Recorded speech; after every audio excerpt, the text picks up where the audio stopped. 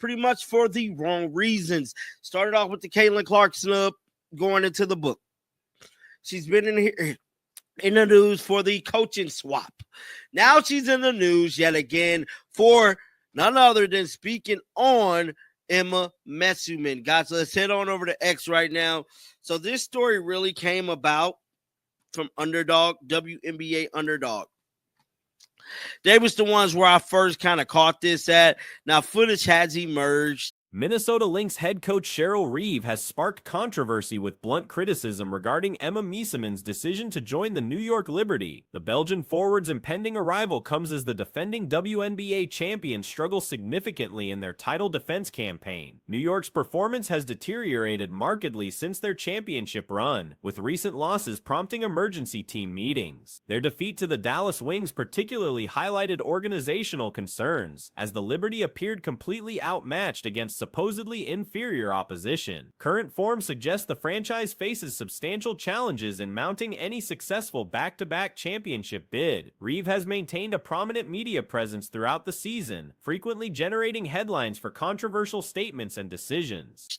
Before we get into, all of that, but footage has emerged of Cheryl Reeve saying this. It's stated, Coach Reeve on Emma MEESSEMAN to sign with the Liberty Viva McKinney. She made the wrong choice. Yes.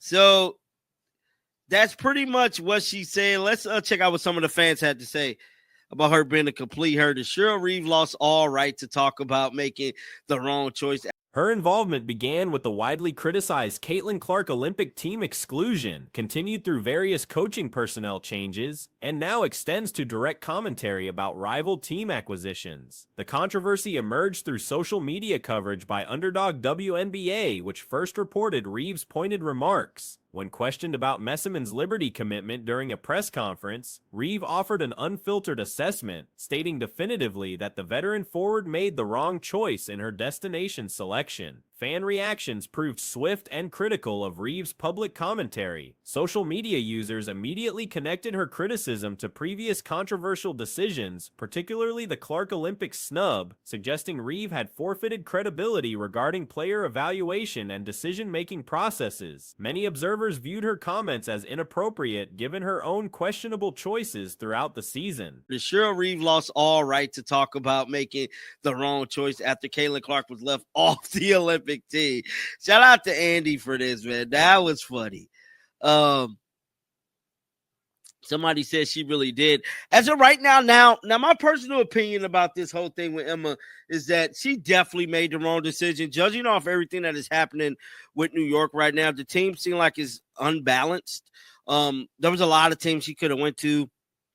Well, like I said, I would love to see her with Caitlin. I just don't get. The timing of MEESSEMAN's potential arrival appears crucial for Liberty fortunes. The team's current roster construction seems fundamentally imbalanced, creating obvious needs that MEESSEMAN's skill set could potentially address. However, various alternative destinations might have offered superior competitive situations or organizational stability. MEESSEMAN's financial security from extensive overseas career earnings likely influenced her decision-making process. Years of lucrative European contracts have provided substantial financial independence, reducing pressure to prioritize salary considerations in WNBA team selection. This financial freedom allows focus on basketball fit, organizational culture, and championship potential rather than purely monetary factors. With Caitlin, I just don't get these women, man. If you're going to do like a marketing thing now, Emma MEESSEMAN is paid already for playing overseas. I'm pretty sure she got a super bag from all those years. It's probably why she really didn't want to come back over here, because she got a bag already. But whatever the case is, I would have loved to see her with Caitlin, but she ultimately chose not to be on Caitlin's team.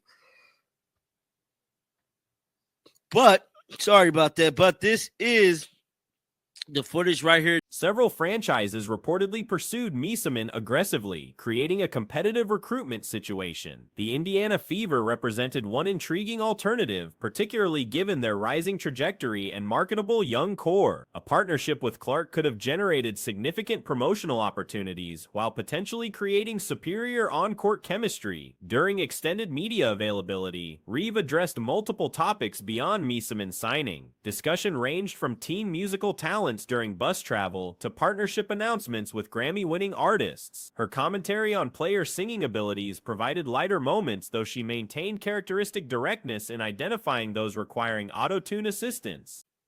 The footage right here that has emerged, and it went on to say at the end of her practice media availability today, Lynx coach Cheryl Reeve was asked again about MEESSEMAN, about thoughts on Belgian forward MEESSEMAN commitment to the New York Liberty. Let's play. What do you think of the Emma commitment? I mean, I know she hasn't signed yet, but still doing visa process, but just you guys were one of the teams that were in the final three.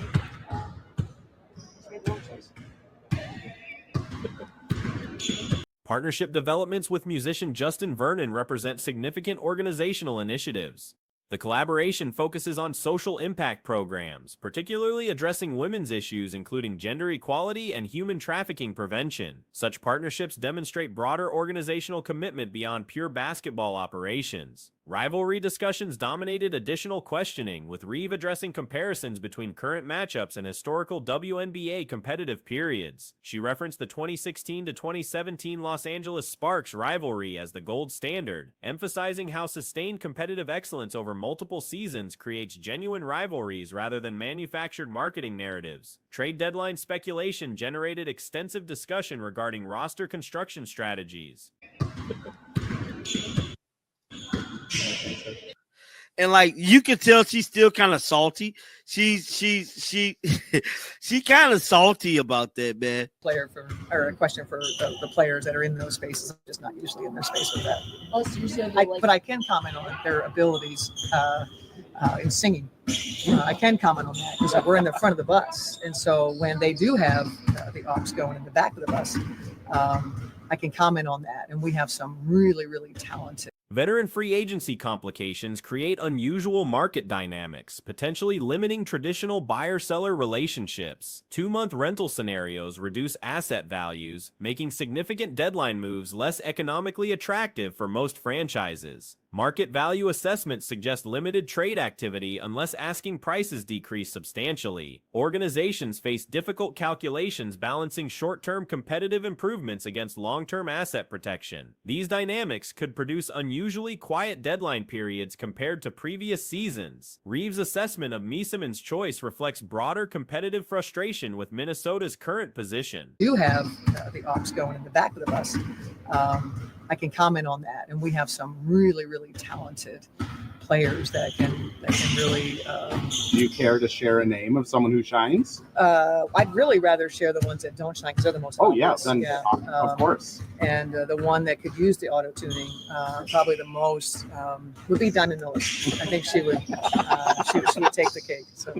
On the notes though of that like partnership, we were here last night at the event they had. It was to chat with some folks, but want to get your perspective on your life. The Lynx have struggled to maintain their historical excellence levels, making high-profile recruitment failures particularly stinging. Missing out on proven international talent like MEESSEMAN compounds organizational challenges. The controversy highlights ongoing tensions between coaches regarding player acquisition and public commentary etiquette. Reeve's willingness to criticize rival signings publicly represents unusual directness that many consider unprofessional. Such comments risk damaging relationships with players, agents, and competing organizations. Liberty organizational stability questions persist despite championship pedigree. Perspective on your level of excitement. Yeah. I mean, it's a very unique, first of its kind partnership with a Grammy award-winning artist and Justin Vernon, and it's great music through the years that he's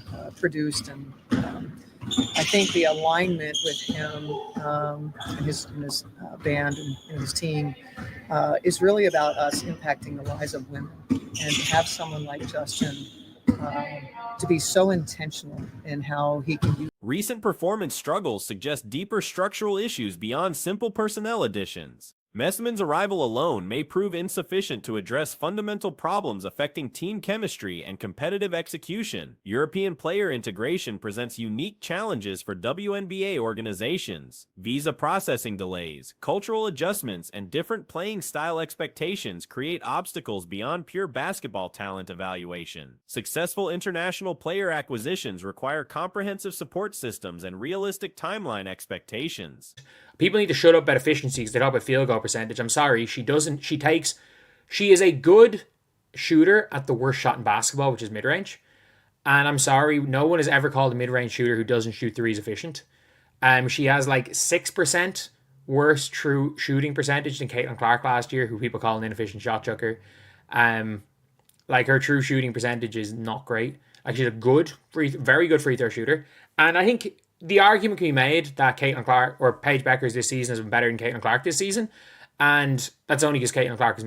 Coaching rivalry elements add personal dimensions to competitive matchups. Reeve's commentary suggests genuine frustration with recruitment outcomes, potentially creating additional motivation for head-to-head encounters. Such personal stakes can elevate game intensity while creating compelling storylines for media coverage. The situation demonstrates complex relationships between player agency, organizational needs, and public perception management. MEESSEMAN's ultimate decision reflects multiple factors beyond simple basketball considerations, including personal preferences, family situations, and career timeline objectives. This season has been better than Caitlin Clark this season, and that's only because Caitlin Clark has missed half the season. We all saw what happened when the two of them matched up against each other.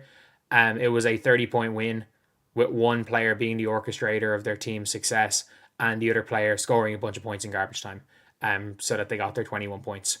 We saw what happened when the two players playing each other. But I saw this post from Clutch Points. Paige Beckers is having a better rookie season than Caitlin Clark. Nobody's talking about it. No, she's not. Like, Caitlin Clark averaged more points, rebounds, and assists on much more efficient, better. Public criticism of player choices by opposing coaches represents relatively rare occurrences in professional sports. Reeve's directness violates typical diplomatic norms, potentially creating uncomfortable precedents for future recruitment discussions. Such comments risk alienating players and creating unnecessary interpersonal conflicts. Market dynamics surrounding international player signings continue evolving as the WNBA expands global talent acquisition efforts. Successful integration requires organizational commitment extending beyond contract negotiations to include cultural support and strategic utilization of diverse skill sets. On much more better efficiency shooting wise. They average, I think, the same amount of steals. I think there's like 0.1 difference in their stocks. Yes, defensively, Paige Beckers has been better as a rookie than Caitlin Clark. Right now, I think they're at a similar level. I think Caitlin's year 2 defense and Paige's year 1 defense. I think Caitlin's the slightly better perimeter defender. Paige is the better defender on switches. She's the better defender on the inside. I think she anticipates guarding bigs a little bit better than Caitlin Clark does. I don't think Caitlin does a good job of that. But I would say, that's the thing, is because Clark and Beckers have been connected for years. They're born the same year. No, they're not. Recent discussions surrounding rookie performances in the WNBA have brought attention to comparisons between current and past seasons. Paige Beckers has demonstrated solid performance during her debut professional campaign, establishing herself as a capable player who ranks somewhere between the 10th and 15th best performers in the league this season. Her rookie year can be characterized as successful, potentially slightly surpassing Angel Reese's inaugural season performance. Statistical analysis reveals that Beckers recently recorded 27 points and 10 rebounds in a victory against the Seattle Storm, showcasing her ability to contribute significantly in important games. However, her shooting efficiency presents areas for improvement. Clark and Beckers have been connected for years. They're born the same year. No, they're not. Both 2020 high school grads, both number 1 picks of draft. Before Beckers tore ACL, she had a much brighter spotlight than Caitlin Clark. Yeah, because she went to UConn. It was as simple as that. And even if you look at Google Trends, by the way, when Paige Beckers tore ACL, no. Like, when Paige Beckers tore ACL, Caitlin Clark was still the more relevant player. But Paige did just go to national championship game. So maybe you can make that argument. But I'm sorry, that's like saying before Jabari Parker tore his ACL. Her field goal percentage reflects challenges common among players who favor mid-range shots, a notoriously difficult area of the court for maintaining high efficiency rates. Buecher's true shooting percentage trails Caitlin Clark's rookie numbers by approximately 6%, despite Clark being criticized for inefficient shot selection during her debut season. This discrepancy highlights the complexity of evaluating player performance based solely on shooting metrics. Buecher's excels at free throw shooting, which contributes positively to her overall offensive impact. Arguments suggesting Buecher's has outperformed Clark this season stem primarily from Clark's significant time missed due to injury. Jabari Parker tore his ACL. Jabari Parker had a much brighter spotlight than Nikola Jokic. They're both taking the same draft. Like, what relevance is that? Before he got injured, Lenny Cook had a brighter spotlight than LeBron James. Ricky Rubio had a brighter spotlight than Kyrie. Like, before he tore his ACL. Like, how many top players can we talk about that and say that exact same sentence about? When both players faced each other directly, the results were decisive, with one team securing a 30-point victory. The dominant performance showcased clear differences between the players' impact levels, with one orchestrating team success while the other accumulated statistics during less competitive portions of the game. Media narratives claiming Buecher's as having a superior rookie season compared to Clark require careful examination. Clark averaged higher numbers in points, rebounds, and assists while maintaining significantly better shooting efficiency. Defensive statistics show minimal differences between the players, with similar steal totals and comparable overall defensive impact. About that and say that exact same sentence about. She won National High School Player of the Year. Cool. What relevance is this? Won Collegiate Player of the Year as a freshman. Cool. Caitlin did it twice. Once injury hit, Clark took over, won National Player of the Year by 2. She became the all-time Division I scorer. Yeah, she was on track to becoming the all-time NCAA Division I scorer in the women's after 2 years. If Caitlin replicated year 1 and 2, she would have overtaken Kelsey Plum. She wouldn't have overtaken Pete Maravich. Defensively, Buecher's has shown slightly better performance as a rookie compared to Clark's first-year defensive contributions. Current assessment suggests Clark's second-year defense and Buecher's rookie defense operate at similar effectiveness levels. Clark demonstrates superior perimeter defensive skills, while Buecher's excels when defending switches and interior positions, showing better anticipation when guarding larger players. The historical connection between these players stems from their shared background as highly recruited prospects from the same graduating class. Both were number 1 draft picks, though their paths diverged significantly during college careers. Wouldn't have overtaken Pete Maravich, but had she just replicated years 1 and 2, even before the injury, she was on track for breaking the all-time record. Like, through her first 2 years, I think Kelsey Mitchell was the only player that was ahead of her. And maybe Kennedy Carter, but like, she was there. Now they're in the pros, Becker is ready to reclaim her throne. For all the record Caitlin Clark broke as a rookie, Becker's on pace to be even better. While Clark started off slow as a rookie, Becker's was a force out of the gates. Through 20 games, she's already done this. Fastest player to reach 350 points and 100 assists, scored in double digits in each. Before Baker's ACL injury, she commanded considerable attention, primarily due to her affiliation with a prestigious basketball program. Google search trends and media coverage patterns show that even during Baker's peak visibility periods, Clark maintained comparable or superior relevance. The comparison to other highly touted prospects who failed to meet expectations illustrates how early spotlight doesn't guarantee sustained success or impact. Baker's achieved notable high school accolades, including National Player of the Year honors, and earned Collegiate Player of the Year recognition as a freshman. However, Clark duplicated this achievement twice and was positioned to break scoring records before transitioning to professional basketball. Scored in double digits in each of her first 20 games, only guard ever to do so. Yeah, I don't care. And just like I don't care about the double streak, I don't care about this double-digit point streak. It doesn't matter. We're seeing it with LeBron. LeBron's double-digit point streak, he gets to 10 points no matter what. Like, it's a bullshit record. That makes no difference. It makes absolutely no difference, it's double-digit. But again, fast as the 350 and 100 assists. Yeah, at this point, at this point in her career, Paige Beckers is averaging a half more point than Caitlin Clark. So yeah, she's Statistical projections indicated Clark was on track to surpass multiple scoring milestones if she had continued her college trajectory. Current professional achievements include Becker's becoming the fastest player to reach 350 points and 100 assists while maintaining double-digit scoring in her first 20 games. These accomplishments, while noteworthy, require contextual analysis. The significance of consecutive double-digit scoring streaks remains debatable, as such records often reflect players ensuring they reach arbitrary statistical thresholds rather than meaningful performance indicators. When examining the specific milestone of 350 points and 100 assists, Becker's achieved this benchmark one game faster than Clark.